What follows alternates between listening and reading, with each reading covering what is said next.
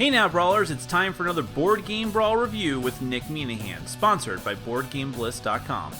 Alright folks, today we're going to take a look at Quadropolis from Days of Wonder. Yes, this is one of the pretty irregular Days of Wonders releases, but Days of Wonder games are usually very good, so it's usually worth the wait.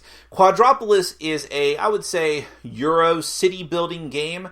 You are essentially just taking tiles, putting them down onto your own player mat in order to build up a city. Of course, it's not quite that simple because the way that certain buildings interact with other buildings is determining how many points that you get. There's also a very interesting way in which you can actually take those tiles using something akin to worker placement. Let me give you a little bit more detail, of course, with my overview. Then we're going to come back. I'll let you know what I think.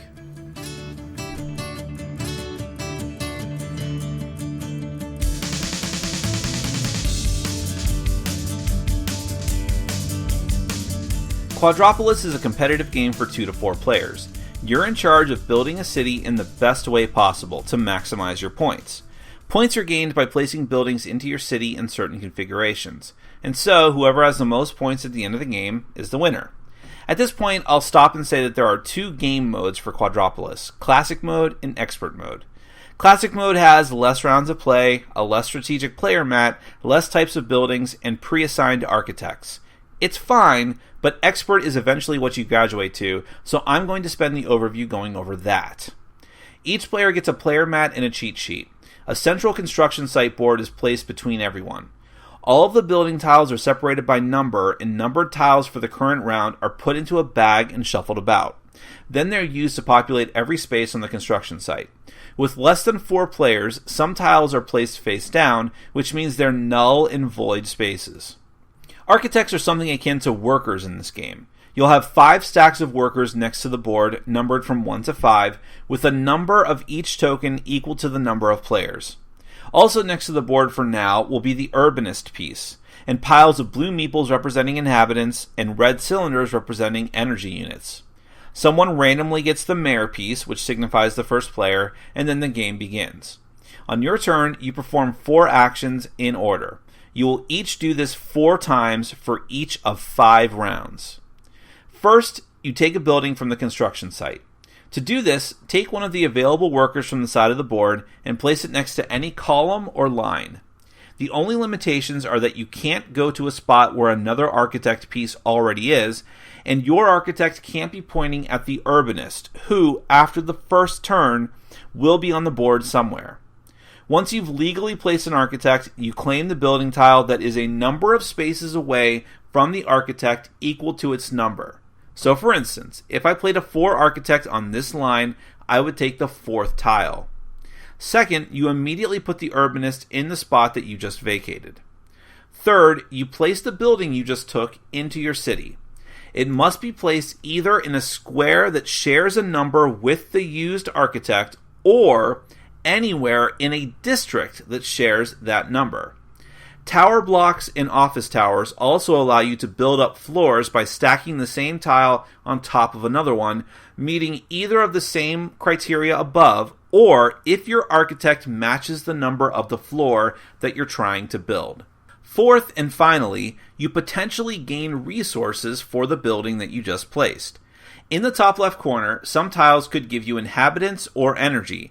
Some give you endgame victory points, and one building in each round will have the first player marker symbol, meaning that you will become the next first player. Buildings need to be activated before they can be scored at the end of the game.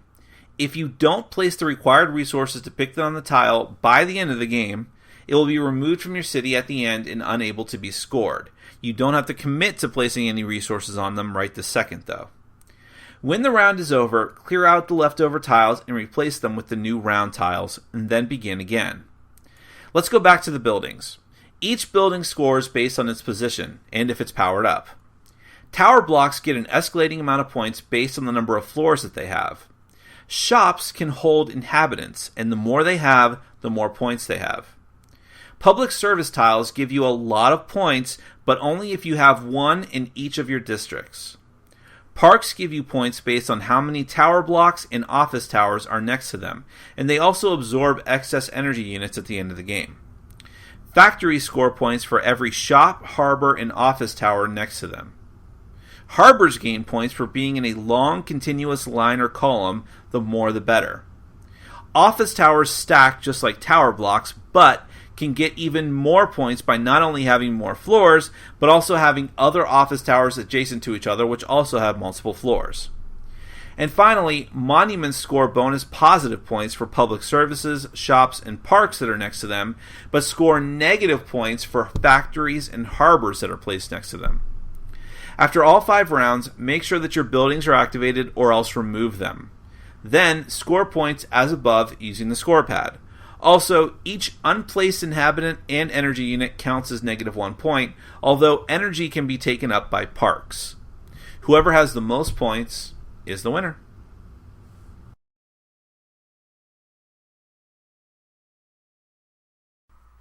The 2 games I immediately thought of, and I'm sure a lot of other people thought of as well, when I was playing Quadropolis for the first time, were Suburbia and Between Two Cities, which is a more recent release from Stonemaier Games. You may not have played that one because it's somewhat newer.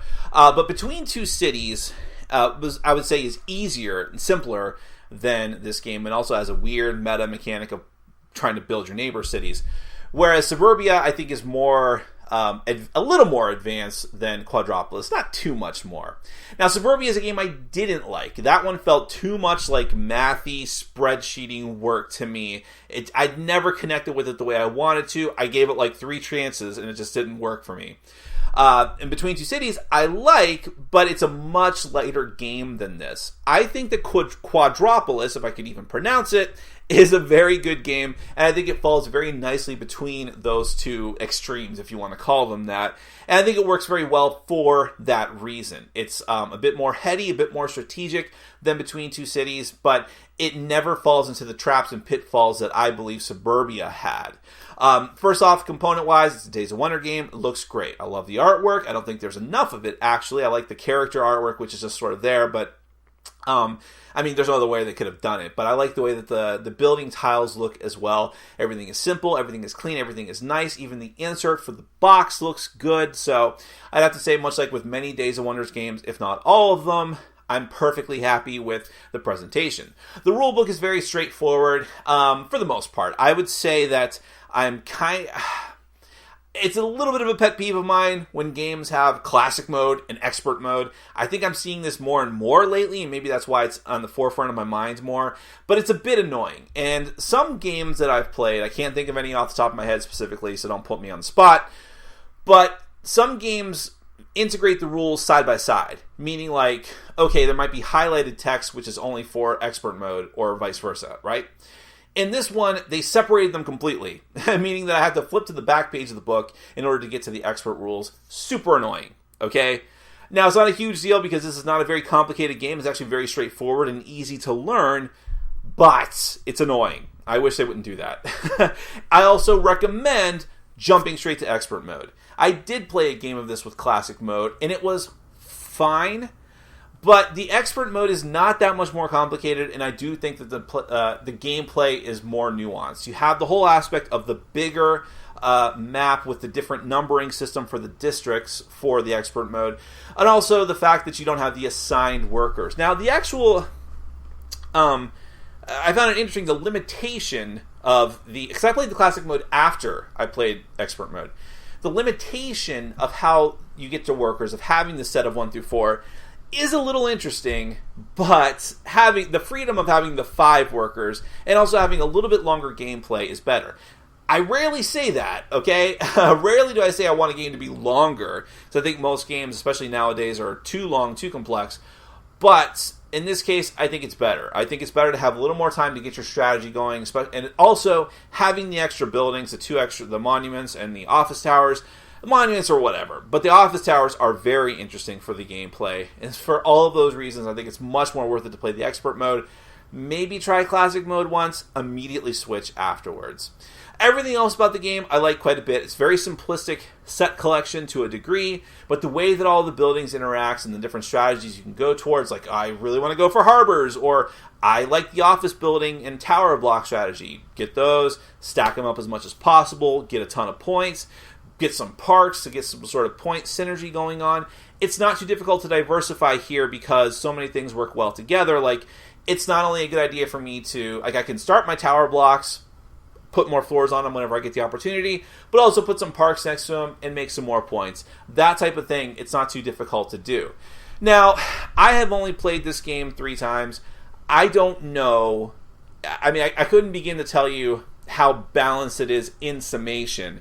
I can tell you that in every game I played, it did feel like there were certain buildings that were far superior to others, and perhaps that's by design.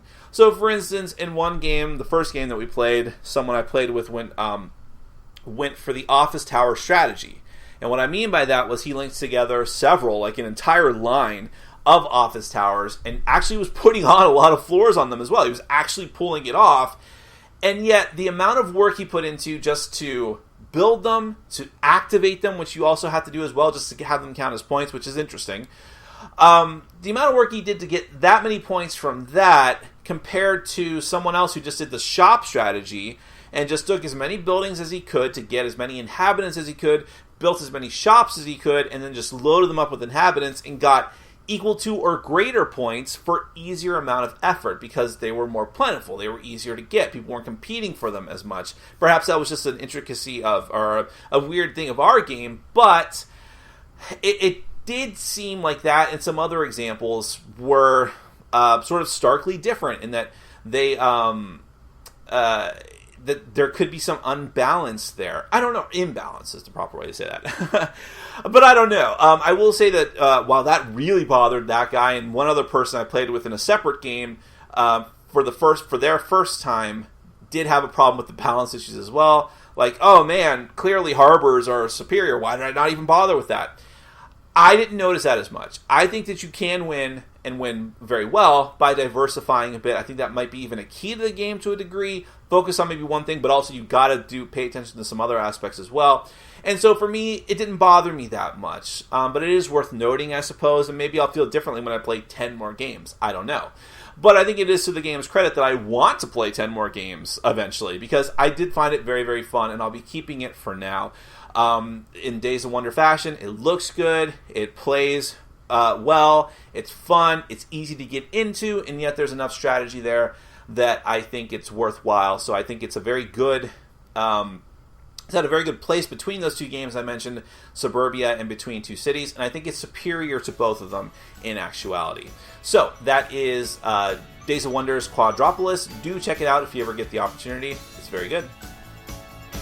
Thanks for watching. Follow us on Facebook, Twitter, and Patreon. And make sure to check out our sponsor, Board Game Bliss, where you can find an amazing selection of games from around the world. BoardGameBliss.com. Thanks for your support.